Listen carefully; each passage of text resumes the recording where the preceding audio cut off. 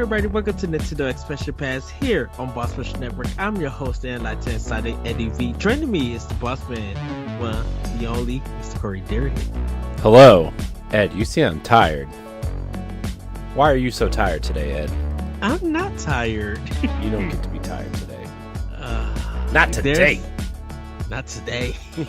Of course we can't be tired because we got a great topic. Kind of a follow-up for last week's discussion that we had. But before we get into that, Corey, we have some Patreon producers to shout out. So let's shout them out. We do.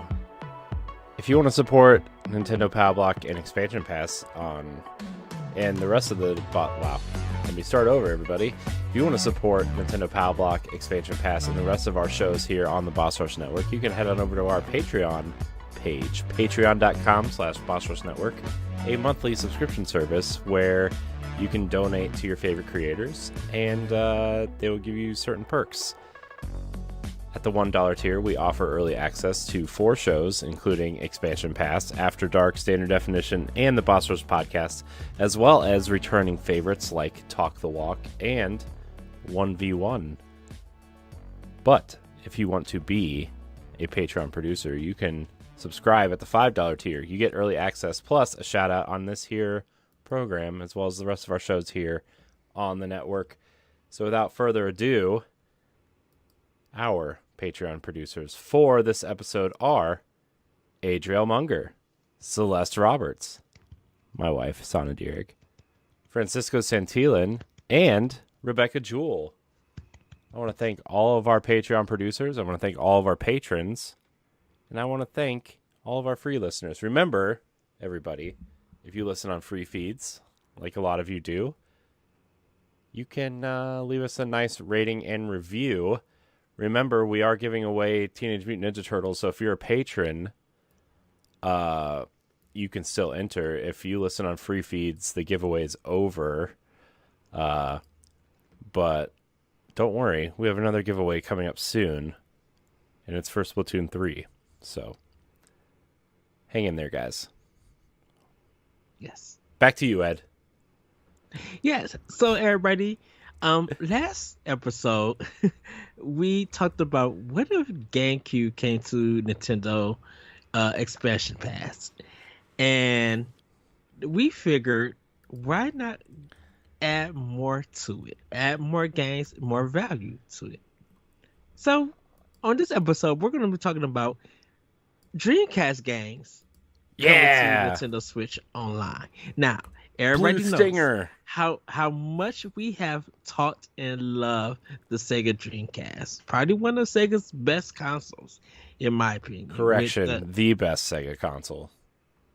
Well, I say one of the best because it's just like, how did you? Nope, it's the best. What are you gonna put it up against a Master System? I mean, gross. You gotta put it. Duro Racer. This is a terrible knockoff of Excite-Bike.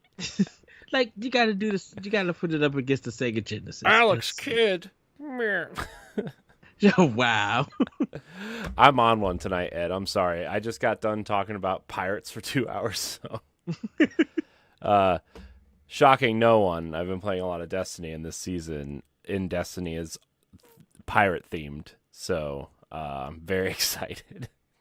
Did it go live Tuesday after the presentation Tuesday? Yeah. It actually went live during the presentation, but I mean everybody was watching the presentation. So yeah, the whole season is like pirate themed to the point where like you actually board space pirate ships and you go and loot treasure on the ships while fighting space pirates. It's awesome. Nice. Anyways, we're not here to talk about Destiny. We're here to talk about Sega Dreamcast and not the... We had talked about enough Destiny on Nintendo Power Block, everybody. Have you seen? Look, I love Destiny. Okay, I can't help it. What's wrong with that? That's cool. Nothing, man. It's just a great game. I have it on right now, actually, trying to I'm just so sorry. Five more seconds, everybody. If you want to jump ahead like 2 or 3 minutes. They had a big crossover event with Fortnite this week where you can get the Destiny skin. You can get Destiny skins in Fortnite, and you can also get armor ornaments in Destiny from Fortnite. And I'm just looking at them, and they're super cool. I'm not even a big Fortnite person, but I did it. So sorry, everybody. I know I disappointed a lot of you, but it's okay. Is this the last year for the Halloween stuff? No, Uh, they're doing Gundam. They're doing like robot armor this year for Halloween. ooh, interesting. Yeah, it's robot armor. The Titan looks like a mix between a Transformer and a Gundam, Mm-hmm. and that's cool. Okay. I know the new DLC is coming out in February of next year, so that's one that Yep. people should look out. Lightfall. The logo the logo just looks like the new Buzz Lightyear movie. It just looks like that logo. Oh wow. Have you seen it? Have you seen the comparisons? I haven't seen Oh, the comparison. just look it up. It's identical. So Wow. And then we'll probably get new information on their next game. yeah, I'm assuming. it's very Blade Runner meets I don't know. It's just like very 80s inspired. The music is all synth wave and like the reds and the purples and the dark colors mixed with the bright color. It's super cool. Super cool. Oh, for You, Lightfall. yeah. Yeah. Like if you're I not like in that. go ahead. Oh, the trailer where all three of them are running out, they bust out the building Oh yeah. and fall. That was really cool. I got to see it from the beginning, but I like the look of it. I like that color palette. I mean, Hmm. it's well known. Of course, they were talking about Cyberpunk and like the Blood Dragon that happened with Far Cry. But I think for something for Destiny to be doing that, using that color palette for that trailer was really cool, and I like it. I like how like even the weapons that they were using and Hmm. everything. I was just like, It's just different, right? Because like everything yeah, in Destiny aside from Season of the Splicer is just very like everything's broken and dirty because like you're like the last remnants of civilization, right? So like why would there be a thriving kind of, futuristic city somewhere, right? So uh to see this city and this new race of humans that supposedly escaped after the fall of the golden age mhm. and they made it and have been thriving on Neptune for so long and like being hidden for so long is like super cool to like not only are they not dead and struggling to survive but they're thriving and they have their own protectors in the cloud striders and they have the nanotech which is this new subclass that they're getting so it's super cool very into Yeah. it very I- into the story right now. if this leads into Destiny 3, it's really going to It's change. not going to be there's Uh, not going to be a Destiny 3. They're just going to keep going. but I thought this was going to be the last DLC. Nope. Final Shape is the last DLC of the Light and Darkness saga, but Destiny is going to continue to grow after that. So, So not the actual 3. yeah. So we'll see. The rumor is after the Final Shape, it's just going to be called Destiny and they're going to find a way to get all the major content Mm-hmm. that people liked from Destiny 1 back into the game as well as the missing content from Destiny 2. And I mean they're bringing back the best raid in Destiny history ever this week, so in King's Fall. So a lot of excitement right now. Pirates, King's Fall, Lightfall, Final Shape. We've got 10 seasons to wrap up Destiny. Just 10 seasons. And then Hmm. the new we don't know what's happening after the Final Shape. It's a brand new world. We're leaving the solar system. That's my hot Yeah. take. Yeah. But if you guys want to hear more about that, check out Tower Casual. Uh, to get more info. Well, you probably have heard more about it, but Yeah, you guys have heard enough about Destiny on the show. I'm sure. Look, I'm sure people who know that I do Destiny show will already listen, and if they don't, they're not interested. Well, I mean, it's kind of good to talk about that because, like, if Metroid went the same way, like Metroid Prime went the same way, even with Federation I mean, Force. this is what Federation Force tried to do, though, right? And everybody got Hmm. mad. Which is, I'm still like all for a Federation Force style game that's not Federation Force. I think they just need a company like Bungie that could do it. Well, I think they just need to not do it on a Nintendo platform with its online service and stuff. That's Well, I mean, it's yeah. Well, I really don't know. I wouldn't say that. I wouldn't say with their online platform. I think with a fuller game, uh, I think it could be achieved. But it feels like they just need a Western developer that could bring out the same thing because the developers in Japan don't really know. To me, in my opinion, at Nintendo, they don't know that form of game development. In a yeah. sense. I mean, it's fair. I mean, Nintendo specializes in something and Bungie specializes in something, and that's Mhm. look. If every game was the same, we'd all be bored, you know. But Ed, you know what's not boring? Sega Dreamcast. Yes, I know we have to transition. Segue.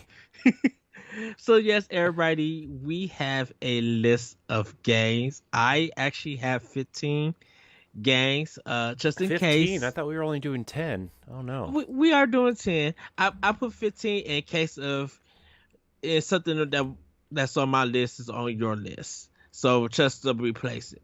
Uh, Yeah. so but we do have 10 games each. That we can see. And I'm just saying these 10 games uh would start out the rollout before they started adding more. So these are games that we would love to see if Dreamcast came to Nintendo Switch Online expansion pass. Mm-hmm. Mm-hmm. Mm-hmm. Into So, it. Love Corey, it. Yes.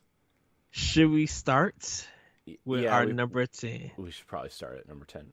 So my number 10, Ed. Okay. I'm starting off with a banger, Ed. Okay. This Okay. game has to be on the Dreamcast NSO, okay? Mhm. People love this game. It's one of the best fighting games of all time. Marvel vs. Capcom 2. You could probably Yes. put Marvel vs. Capcom also on there, but it's got to be on there. It's the characters, the animations, the art, dude. It's just one of the best looking games. It's one of the most creative fighters, I would say, in a long time.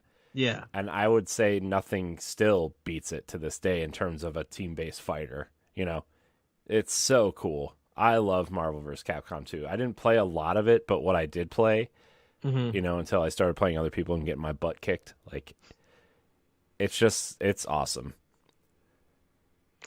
All right. That box art, super iconic too, by the way. Trust me, if they were adding Dreamcast and they wasn't raising the price, people who did not sign up for Expansion Pass would sign up for this. And like we were talking, that this is the way that you get this game for evil. Like Sony could go and do it. I'm like, who's it hurting? Nintendo can't say nothing about it. Yeah, but Nintendo won't do it because they're not on Evo anymore, you know? Yeah. But I think they will. I think Sony could be like, okay, let's hook up the Nintendo Switch, let's get everything loaded up, and then bam, everybody go at it. So I'm not Well, sure. I'm not sure. okay. Side tangent. I'm not sure Sony's really impressing anybody right now. Yeah. Raising those prices is not really a good look right now. Well, yeah. That's I mean, that's we another can talk topic about it for later, them. but like that just was like, oh my gosh. Yeah. I feel really sad for everybody who wanted one and didn't get one while it was quote unquote cheap. So, Well, for me, Corey, my number 10 is Elemental Gimmick Gear, or Egg for short. This was a top-down, hand-drawn Zelda-style action RPG. You play as this robot who has this who land who well, you're this man in this robot, and you got to find out what's happening to the planet and everything. This mysterious civilization. So your attacks are, you could like punch for a melee, but you could also turn it to an egg and spin around, and it'll help open doors and fight bosses. It was one of the first games, and it's top down, I should say. It was like kind of the like first or second third party game that I bought for the Dreamcast when I got mine. And it's a low key like action RPG Zelda style, but that's like the kind of like the only game that's like it on the Dreamcast, and I definitely enjoyed it. The ending is weird, but if people want to look it up, I would say go take a look at Gimmick Gear. I think it'd be a good action RPG for people to try out because it's a game I feel like people missed out. Hmm. Seems interesting, I guess. All right, Ed. I have one for you. Okay. Okay. Our number 9. Number 9. Everybody, what's one game everybody wants, Ed? Everybody wants a new Punch-Out game. Well, you can play a really great boxing game in Ready to Rumble Boxing. I had that as my number 5. It's so cool, man. I used to love that game. I think I played it on Nintendo 64, actually. Mm-hmm. So technically it still could come, but the Dreamcast version is so superior. It's the arcade version for the Dreamcast. Yeah, I think the characters are just super fun. It just has this quirky cartooniness to it. It's one of the best boxing games out there. I think everybody would really enjoy these characters. And yeah, Ready to Rumble. Awesome. Put both of them on there. I don't care. Huh? Yes.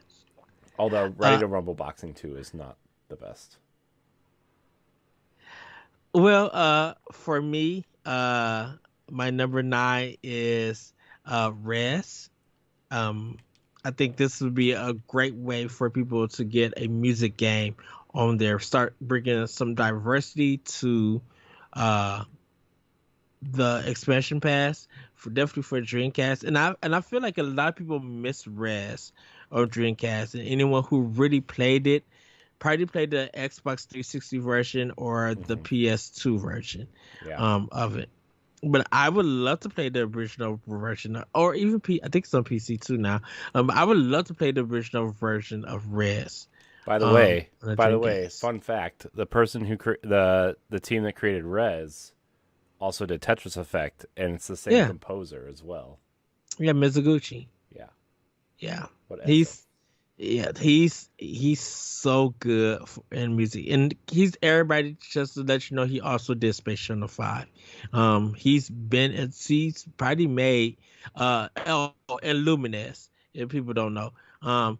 He's made a lot of your recent video game music style mixed with like different gameplay elements and stuff. Nothing like DDR or anything like that, but like if you recognize his work, you would know that it's a Mizuguchi game.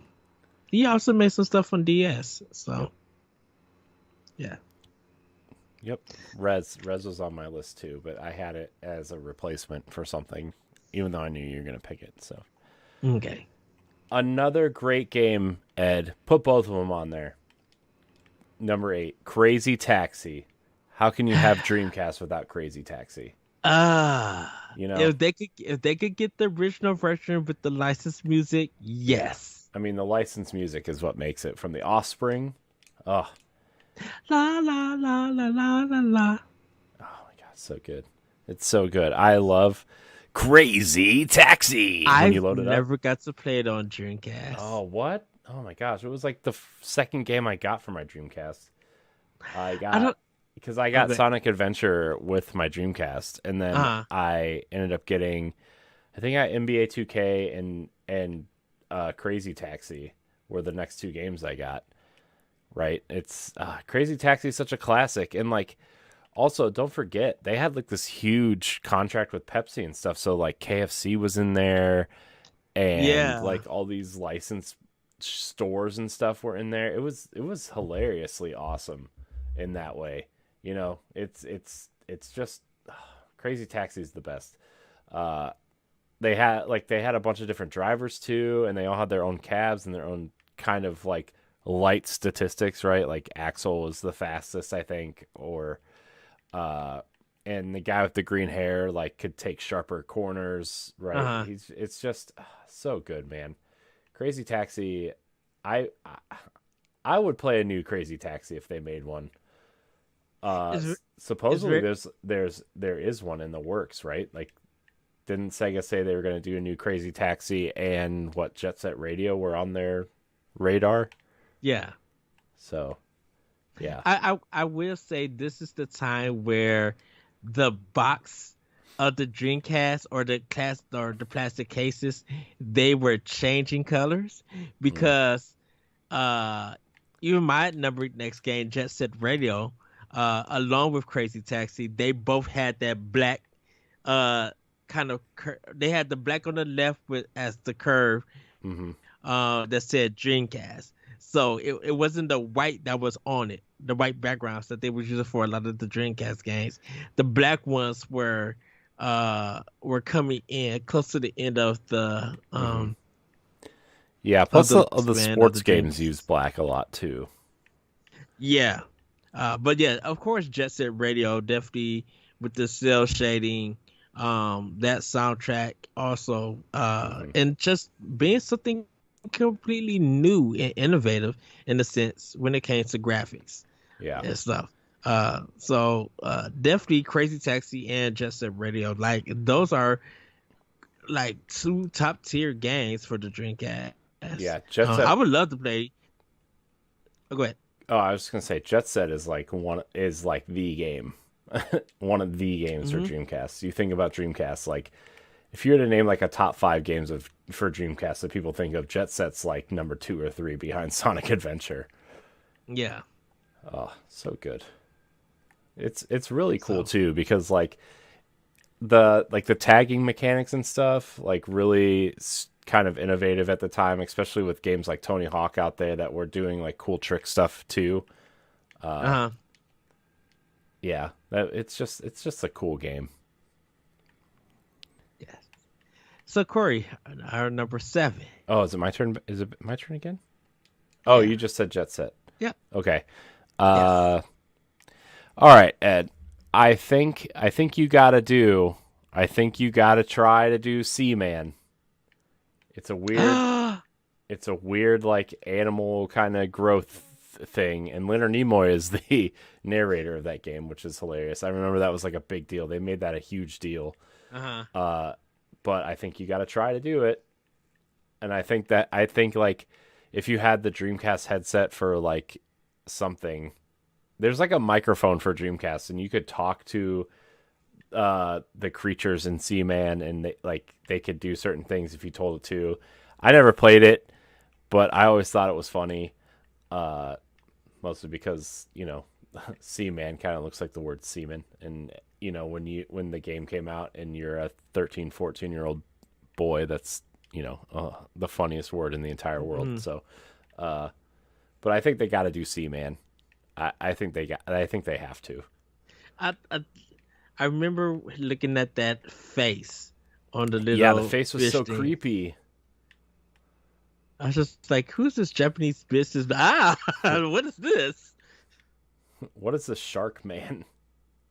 Ah, Oh man, what a well, Corey, speaking of scary stuff, oh no. Resident Evil 3 Nemesis.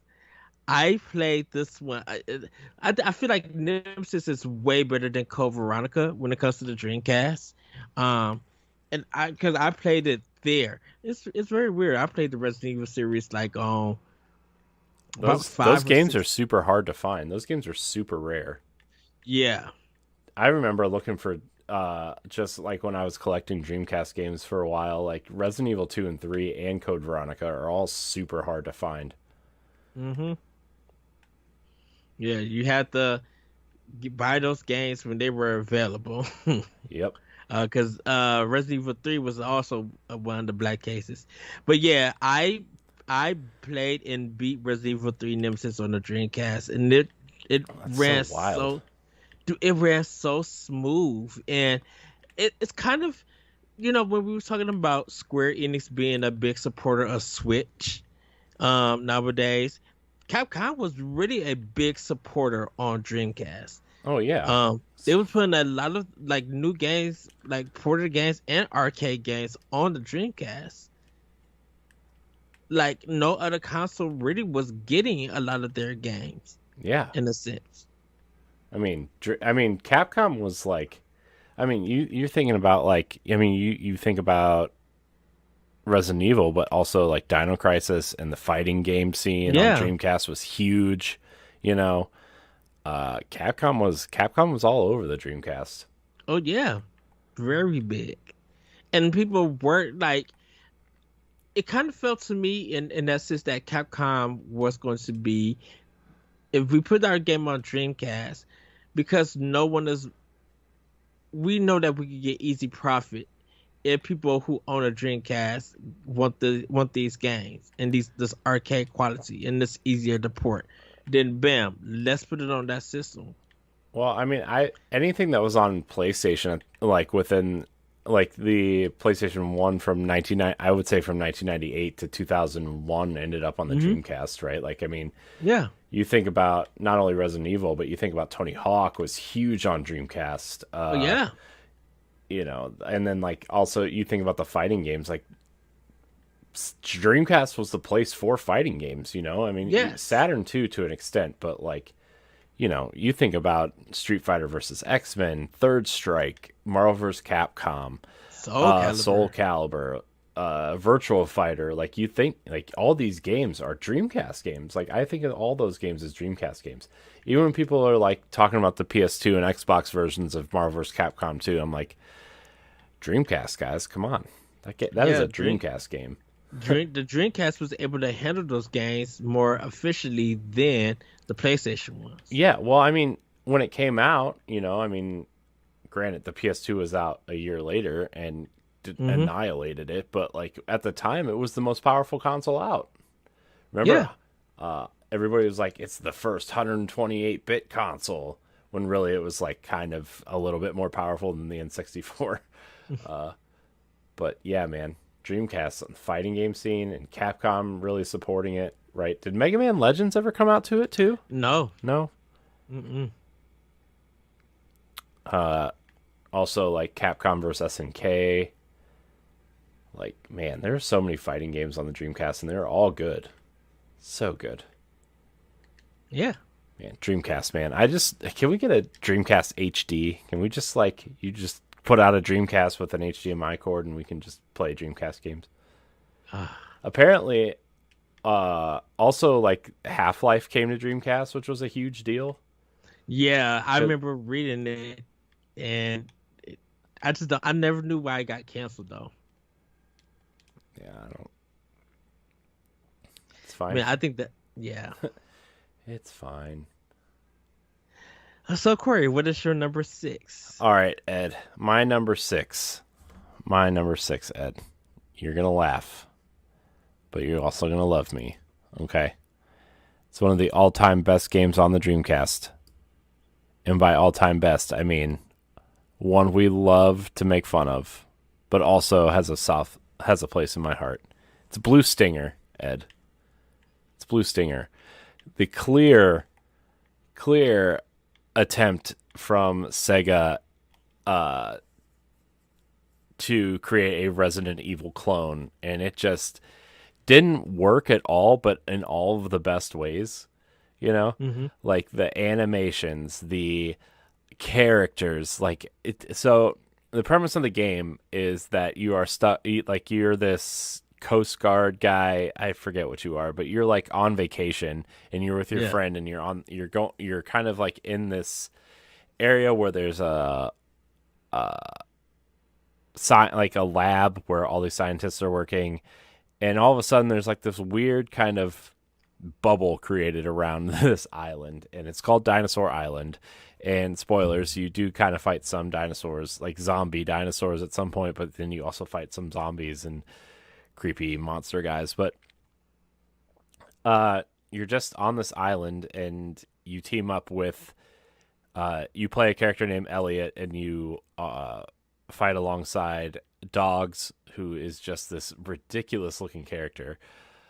Just look up Dogs from Blue Stinger. He has this bandana, these short jean shorts on, and you just travel through this lab that's all decorated for Christmas, by the way. This city and this lab are all decorated for Christmas because it's Christmas time, because why not? And it's, by the way, there's only 3 tracks in this game, 3 music tracks. Mm-hmm. One of them is like this like generic Christmas soundtrack, and the other ones are just like this intense battle music that plays when you're just walking down the hallway sometimes. It's crazy. But it's just this, imagine if Resident Evil was super colorful, terribly written, and even worse acted. But also, the acting came in on an old cell phone and not in a booth. So, Blue Stinger, guys. It's a classic. I recommend it. I mean, you could even throw Illbleed on there too, which is kind of set in the same universe, but Illbleed is incredibly difficult if you don't know how to play it. And I wouldn't recommend Illbleed, but it is extremely hard to find. I actually sold a copy of Illbleed for like $160 during the pandemic, and it's even more expensive than that now. So, but they're set in the same universe. They drink energy drinks called Hassie. It's so fun. I love it so much. And then like the other mechanic in the game too is like you put on these different outfits and then you get special moves based on these outfits. So like Dogs can dress up as like a wrestler or a karate master or Santa Claus. And it's awesome.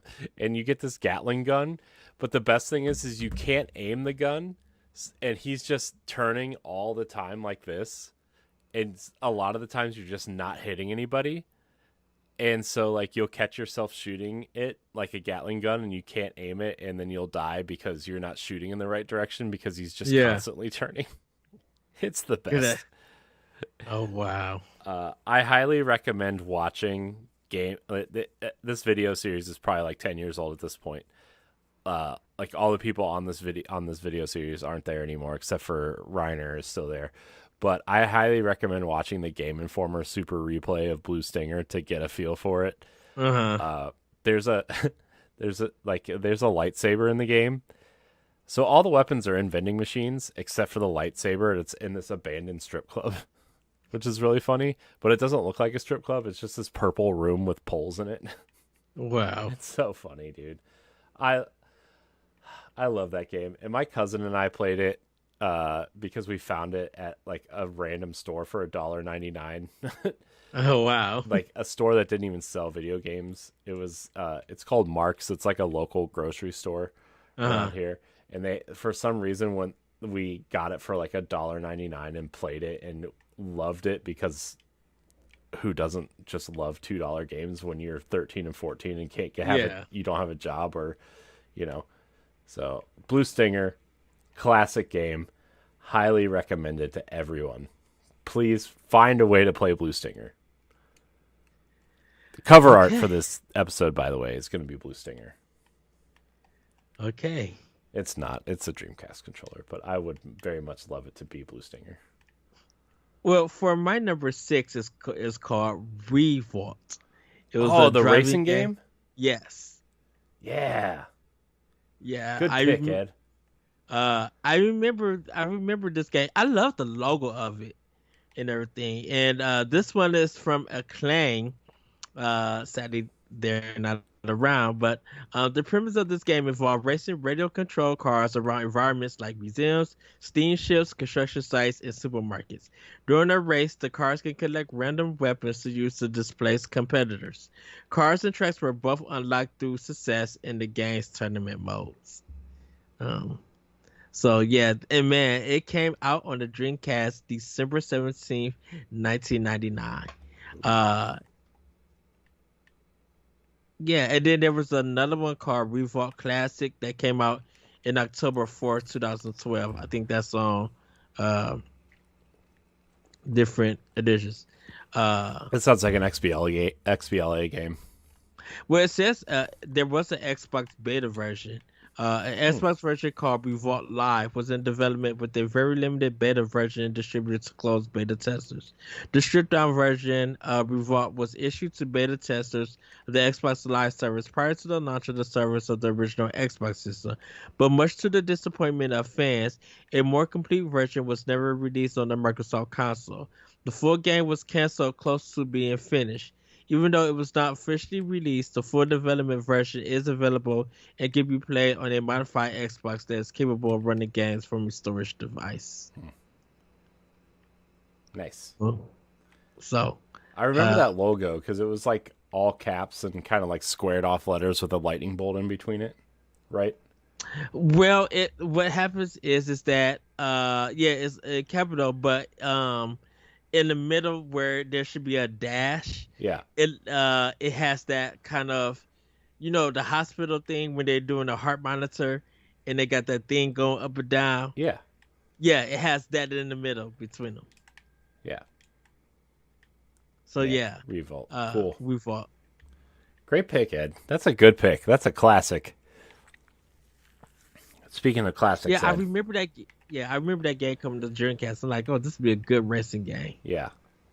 Man, not a lot of racing games on that Dreamcast, though. Oh shoot, you'd be surprised. I was looking at the list. I'm like, Okay, let me man, rephrase outside that. of Not a lot of good racing games on the Dreamcast. uh, anyways, Ed, we're going to move into a more serious direction. And I know this game is on your list. Skies of Arcadia, one of the best. actually, It's not on your list? no, What's wrong with you? Oh, man, one of the best RPGs ever. yes, Oh, man, that game is so good, man. Like, you're a sky pirate, and you kind of just go on an adventure with. Yeah, it's so good, man. I kind of almost forget most of it because I haven't played it since like 2001 or 2002 when hmm it came when it came to GameCube, which is the better version. There's extra quests. I think there's an extra character, uh, but yeah, you're just trying to like kind of going on a quest to overthrow a terrible government and kind of make the world a better place. It's like kind of a generic story, but the characters are fun. The character designs are cool. The box art is super iconic with like them with the like the logo of the game, and then you have like the yeah, orange sky behind them. It's so iconic. And you put I think it was a Black Label game actually. So like you put that Black Label next to the orange sky. It's so iconic, man. Oh man, now I just want to bust out my Dreamcast and play games on it, but I don't really have any TVs that it'll work on. I have a HDMI switcher that I can plug composite cables into, but that seems like a lot of work. Don't really want to do that. Mm. Anyways, Skies of yeah. Arcadia, everybody. Great game. It just would have been such a given. So I mean, I think there's probably Well, yeah. one game on here that is one or two games that's on here that's given that's from me. Um, but I kept it off because I'm just like people know that I would love for that to come. Like that's expected to be on there. We're talking about we're talking about games that we know that should be on there. Skies of Arcadia, yeah.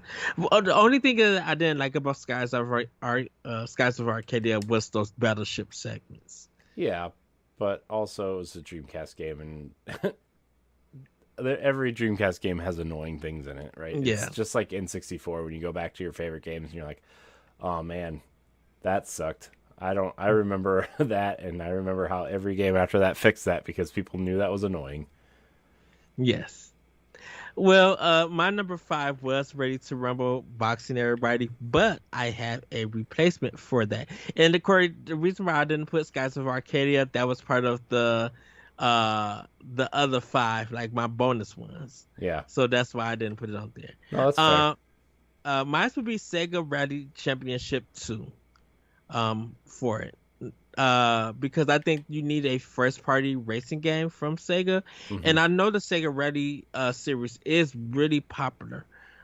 So I will go with that one on it. Okay, I think Sega will want to get one of their own racing games on there. And I think retro racing would have been fine, but I think Sega Rally Championship 2 would have. You gotta pick. You gotta pick Sega Rally or Sega GT or Daytona USA. Like, you have to pick one of those Sega iconic racing games. You know, Sega Rally is probably the best one. How does Sega end up having so many racing games under their names? I don't know, man, but it's great. I love it. I remember playing Sega GT like all the time. Because like everybody was playing Gran Turismo and I didn't have a PlayStation, right? And Nintendo 64 didn't have any racing games except for Mario Kart. So it was the only way you could play a not like realistic racing game, but just like something that felt different, you know? And yes. Sega GT was that game for me. Although I know a lot of people really like the rally games. And of course, Sega had a lot of the racing games that were from the arcade that came to Dreamcast. So I mean, that was just like an easy port in a sense. Well, I mean, Dreamcast. I feel like Dreamcast went the way of like, we got to feel part of our catalog has to feel like an arcade at home situation. You know, because the chip that was in there was definitely designed to be where you make your game on it and then just port it over to the Dreamcast with ease, because it was like kind of almost arcade board in a sense. Yeah. So Dreamcast. All right, Corey, we are on our fourth game. What you got? We are. So I guess this one's probably a given too, but it's just so iconic that I don't know how it couldn't be on there. Cult classic Power Stone is kind of like a 3D arena fighter. Kind of cool mechanics, really weird characters, just really something. I mean, it's fun. I think there are better games like this out there. I mean, Smash is way better, I think, if you're going to go for that weird, crazy kind of fighter. But at the time, like, you know, we didn't have Smash yet, and Power Stone was like the thing. So, I mean, I guess we had the first Smash Brothers, but I mean, it was nowhere near what it is now. You know, I mean, N64 Smash compared to this is nothing. Yeah. So, but Power Stone, I guess you could throw the second one on there too. Did Power Stone 2 ever come out here? It came out, but not in the arcade. It was because EGM did a review for it, but it was really limited in quantity. Yeah. I mean, well, I guess I just didn't know if it ever came out on the Dreamcast, because by the time it was coming out, like the Dreamcast, they had already pulled the plug on the Dreamcast at the time. So yeah, man, that was so sad, man. The Dreamcast, and I had literally had my Dreamcast a year before they pulled it. Yeah, I mean, it was I had only had it for a couple months. Like, I think I bought it afterwards, like after they pulled the plug. And it was like $99 with that's how two much memory I got cards, mine. a Rumble Pack, Sonic Adventure 2, Sonic Shuffle, like all these games, and I ended up getting like NBA 2K and NFL 2K, and like I got like 10 games like super cheap. Yep. Me and my friend, we went to like 8 to 10 GameStops buying Dreamcast games. Yeah. Because they were trying to get rid of them. So there was games that we were getting like for 25 cents, $1, You know, they was just trying to get as rid as much as they can. We came home with about like 13 games. Yeah. Like I wanted a Dreamcast, but you know, I had an N64 at the time, and Hmm. we were kind of like, well, you should probably play the system you have instead of wanting another one, and so I never got a Dreamcast until it was super cheap, and which was the case for a lot of people, I think. Yeah. Yeah. Man, Dreamcast, man. What a system. What a console. Well, everybody, I have another survival horror game for you, Nightmare Creatures 2. And the reason I chose this game is because this is a game from Konami. And I completely forgot that Konami was on the Dreamcast. Yeah, I forgot that they were too. I guess I don't even know any Konami games on the Dreamcast. Yeah. So, and because I have a love for Konami, uh I will put this game on there. It is a survival horror game, um, and it's the sequel to Nightmare Creatures. Uh, this one was developed by Callisto Entertainment and Konami published it for PlayStation and Dreamcast. So, uh, yeah, because this one was this when the original version came out. It came out when it came out with Dreamcast. It came out on the first PlayStation. Hmm. Yeah, so on PlayStation, it released on May 23rd, 2000 in North America, and then June 8th in 2000, it released on Dreamcast. So yeah, that's when I guess they started doing a lot of porting for it. Man, that's only a month, and no, just a few weeks, about 2 or 3 weeks separated from it. Hmm. The music features tracks from Rob Zombie and some of the cutscenes. Gosh, Rob Zombie. He Yeah. makes movies now.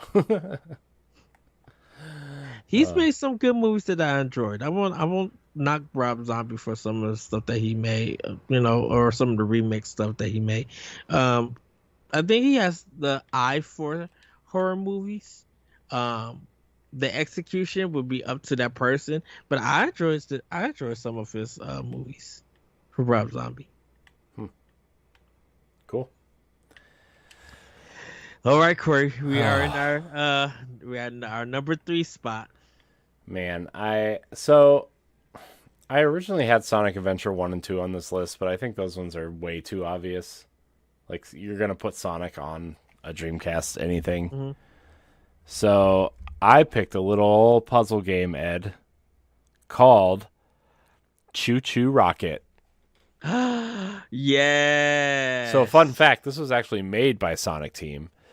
It was the first game for the system to support online console gaming. You just kind of led these little mice around a board to escape the cat. It wasn't like a revolutionary game or anything, but it was a super fun puzzle game. I would actually love to see another Choo Choo Rocket. I think they made a Game Boy Advance version at some point too of this, but man, Choo Choo Rocket's such an awesome game. I highly recommend looking up gameplay or trailer or something. Super cool game. Highly recommended. I remember it came out on the demo disc. Yeah. When you got your Dreamcast. Mm-hmm. Yep, that's how I played it originally. Yep. Same here.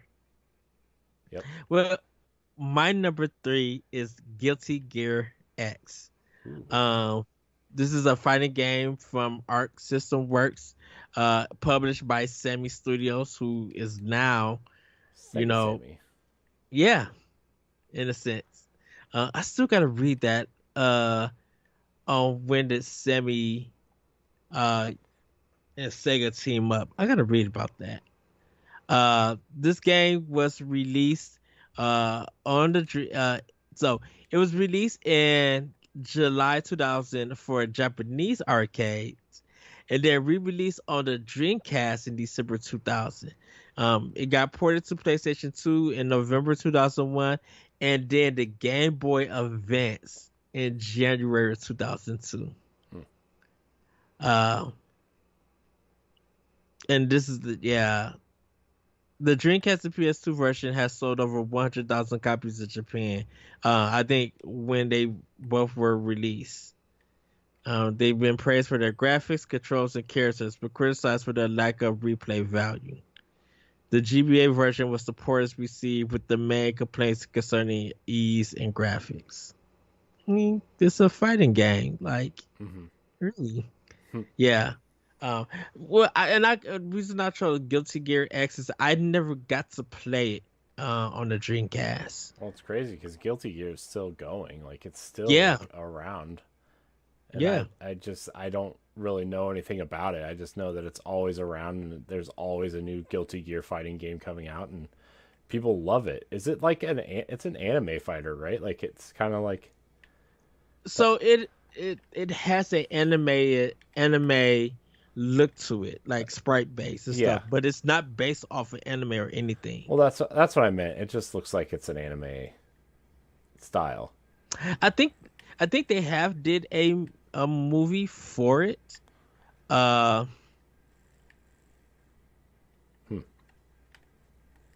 I don't know. I just know it's still going somehow. Still going. So, yeah, let's see. Two novelizations of Guilty Gear X. They did some drama CDs, drama. action figures. Yeah, action figures, guidebooks, and trading card. It's kind of like audio books, Yeah. but it's like done in drama. Um, Interesting. Blah's Blue. Okay. Yeah. Um, yeah, I'm not seeing. Oh, they did a manga for it, but yeah, I still don't see an anime for it. Interesting. All right, Corey. Number 2. All right, Ed. You want a good arcade game? You want a good classic beat 'em up with your friends with power-ups and crazy bosses and unthinkable environments? Are you talking about Virtual Cop? Nope. Better. Dynamite Cop. Oh, that's the Bruce Willis one. Nope. It's not.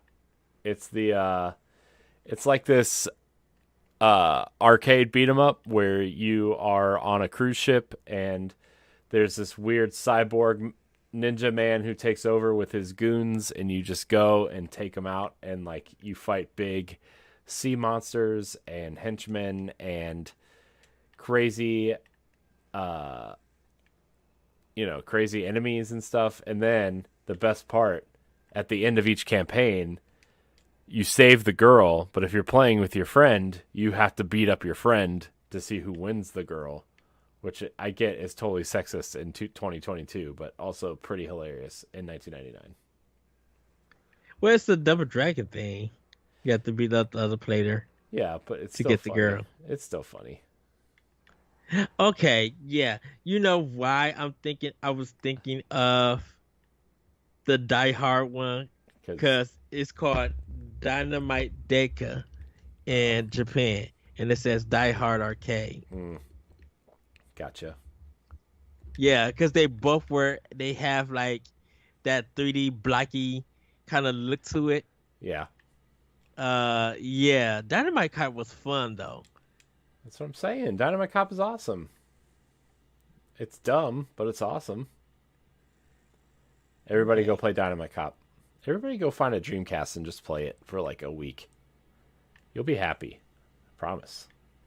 Yes. Well, if you really love arcade ports and you finish Dynamite Cop within an hour and a half, you could play Street Fighter 3 Third Strike on the Dreamcast. I knew you were gonna put Third Strike somewhere on here. It has to be on here. And I know the Capcom collection is out, but man, Third Strike on Dreamcast was the way that I learned about Street Fighter 3 to play in the arcades. And that soundtrack on the Dreamcast, the soundtrack is still good, but there was something on that, like, I skipped Street Fighter 3 and the the second version of it and just went straight to Third Strike.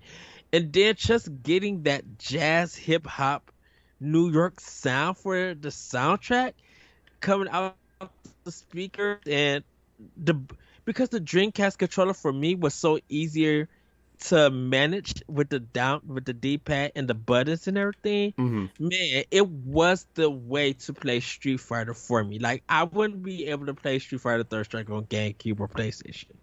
The Right. Dreamcast just had it right. And man, I playing as Akuma, playing as Ryu, playing as some of the other characters. It literally was. Dude, looking at the Dreamcast version and the arcade, I could never tell the difference.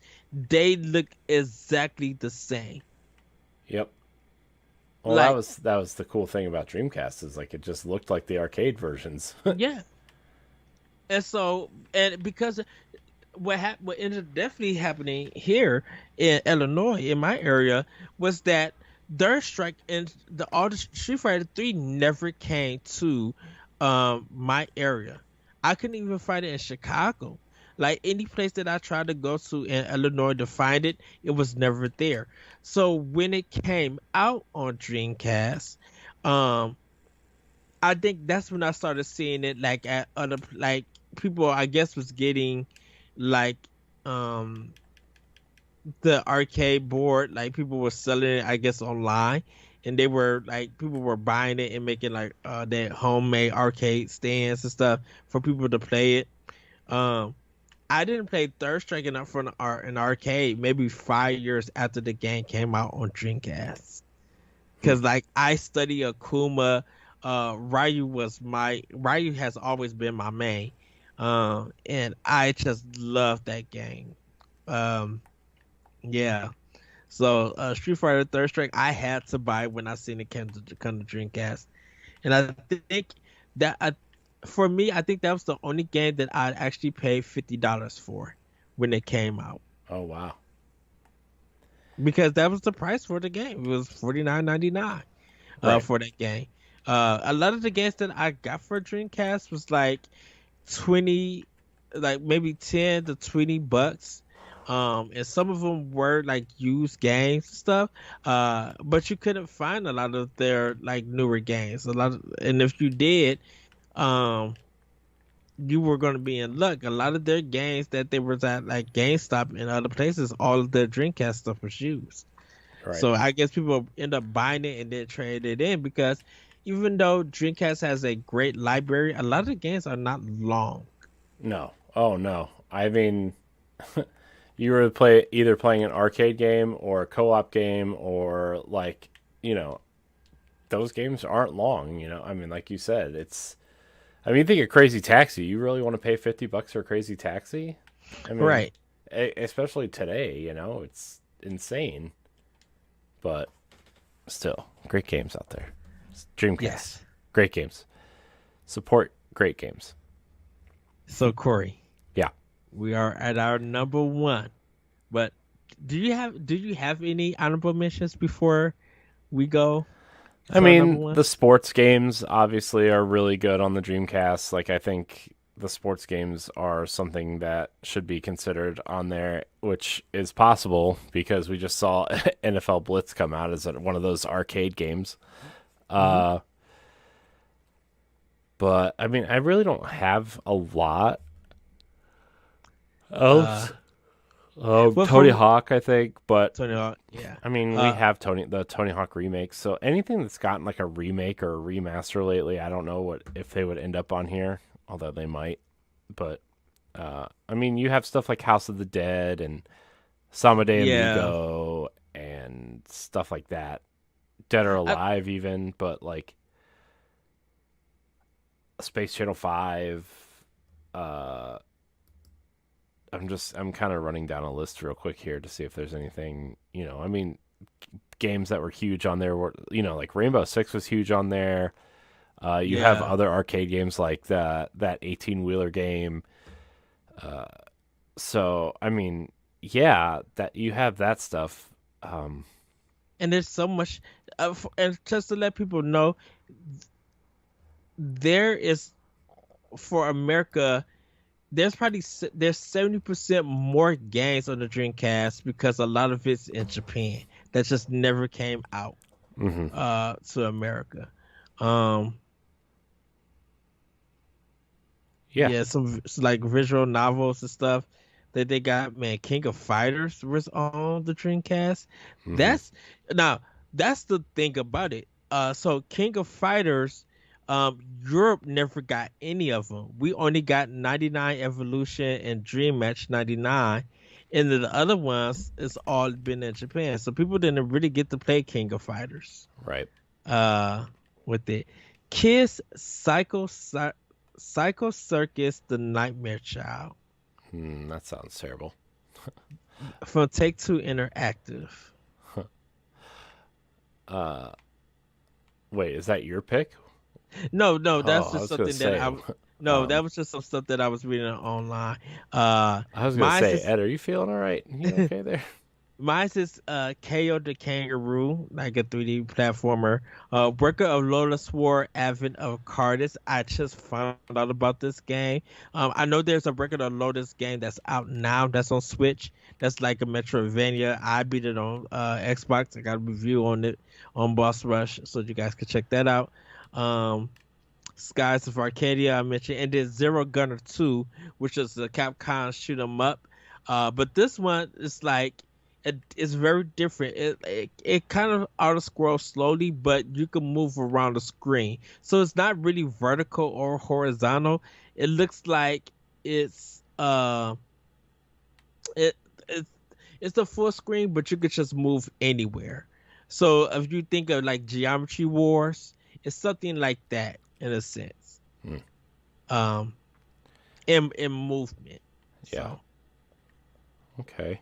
but Well, I mean, my last pick would be, I think people would go nuts over, and it's a super important game because it kicked off this whole important kind of, might say it's the original game as a service, Fantasy Star Online. yeah, I think that game would be massive, massive on the Switch. Given the popularity of MMOs and even Fantasy Star 2 right now on Xbox, right? That game is yeah. still pretty massive. New Genesis launched like late last year, early this year, something like Yeah. that. So yeah, I mean that's something that would probably need to be considered, is that it's an important franchise. And you look at WoW, you look at Final Fantasy 14, you look at Destiny, you look at Guild Wars, and I mean a lot of these ideas, even Diablo, right? I think Diablo more than anyone, like, it was inspired by this too, like the more recent versions, and it all started with Phantasy Star to an extent. I mean, yeah, you can point at like EverQuest and stuff like that early on, but this was the first time console gamers got in on this MMO trend, and even games like Monster Hunter, right? Take inspiration from heavy inspiration from Phantasy Star Online. So yeah, Phantasy Star Online I think would be huge. I think a lot of people would sign up just for that game alone. I that would be a game that I definitely, if Sega had to be like, okay, yes, we are giving you guys this, but if there's a way to pay like extra content. I don't know how the server thing would work, but if it was just like, hey, if you guys give, you paid us $50 for it, and then let's just say additional $20 for the server usage of it for a whole year. It'll be like a $90 kind of thing, or no, it'll still be 70 because it's $50 for everything. For Switch Online, and then just like, hey, we'll give you free stuff, or it's a kind of like a free to play game, but $20 per year, along with your expansion pass, you would be able to play like any kind of server or anything. You wouldn't have server issues for it. I could see Sega doing something like that. I may have been wording it wrong, but yeah. And thinking about it, I like how you put it in that way, Corey, like being kind of like the first MMO for consoles. Because Final Fantasy 11 was another MMO that came on PlayStation 2, Hmm. in a sense. Like that's, and people don't even recognize that. Yeah. Um, you know, I will play it because I never got a chance to play. I didn't have the internet like that, but I never got to play. Got a chance to play Fantasy Star Online in its original form. So Yeah. I would play it. Plus, like it's also available to play offline, so I think that would a lot of people would be interested in that as well. Yes. Uh, so yeah, Fantasy Star, everybody. And my last one, everybody, is Legacy of Kain Soul Reaver, Hmm. which is Interesting. a dude. You talking about Tomb Raider? Man, Legacy. I think this was kind of, if you look at it and you played this game, it's kind of the birth of the modern Tomb Raider games in a sense. Uh, I love this. I remember I got off of work and I went to the store to go buy this game, because I played the first Legacy of Kain on PlayStation One, and I beat it there. And I think there were some more sequels to it, to Legacy of Kain. But I remember Soul Reaver. I kind of felt like this was the second game in it because I thought they were telling like different stories, Hmm. for the series. So I would have end up buying it, and man, like every day I was playing that game after work. I love Legacy of Kain Soul Reaver. Um, and yeah, it was published by Crystal Dynamics. It was Interesting. developed by Crystal Dynamics and published by Eidos. So yeah, Yeah, it's a good one. I wonder now that Embracer owns this. This is a conversation for a different day, but I just wonder if Embracer owning this is gonna we're gonna see some sort of collection. I hope so. Yeah. Anyways, good episode, Ed. Yes, it Dreamcast, was. everybody. It's a great one. I think we got a good strong about 20 games that they could drop. Yeah. It's a good strong list.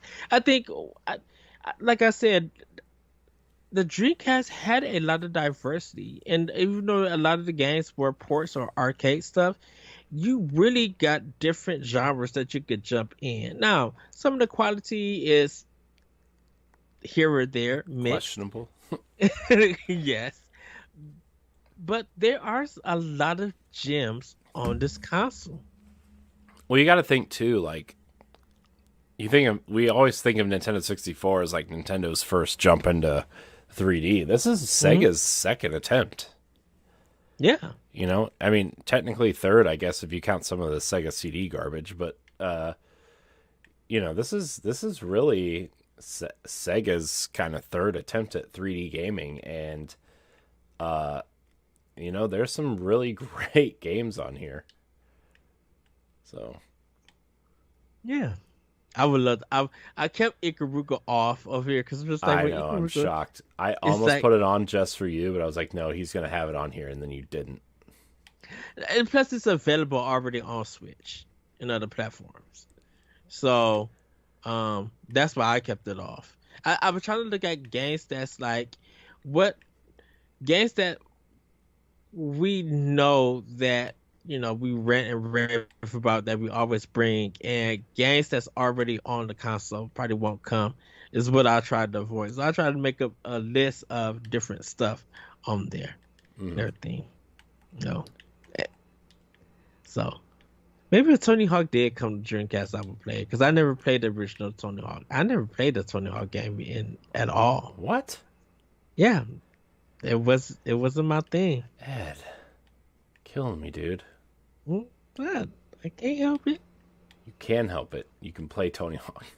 Hey, you didn't play Ikaruga, so we're in the same boat. No, Tony So Hawk was way more popular than Ikaruga. Don't even compare the two. What? I'm just saying playing the gang. I know Tony Hawk is popular. I just never played it. Ikaruga's not that popular, but Oh my gosh, Ed. Get me out of here. Well, everybody, that is our list. We definitely would love to know what you guys, what your list would be. What Dreamcast games that you would pick and make like a top 10. Or if you want to do 15, go with 15. We would love to hear your list. You can post that at Powerblock Podcast on Twitter, correct, Corey? Yep. Yep. Or you could go to our Nintendo Powerblock Discord channel, because we now have a Discord for Nintendo Powerblock that you guys could go and talk to us about games. Well, it's not really active yet. Oh. That's fine. I'll cut that part out. Okay. So yeah, I mean, you could post your list on our Discord for Boss Rush, but we would love to see what you guys will put on the system. Corey, where can we find you? You can find me at I am Corey HC on Twitter and Instagram. You can find me on Nintendo Powerblock and the Boss Rush podcast and various other things here on the Boss Rush Network. Yeah, you guys can find me on Twitter at @RetroCode and on Instagram at @RetroCode. You can check more of Nintendo Powerblock and Expansion Pass on BossRush.net and on our YouTube channel, Boss Rush Network. With that, everybody, have a great week, have a great weekend, and we'll see you next time on Nintendo Expansion Pass. Bye, everybody. Bye.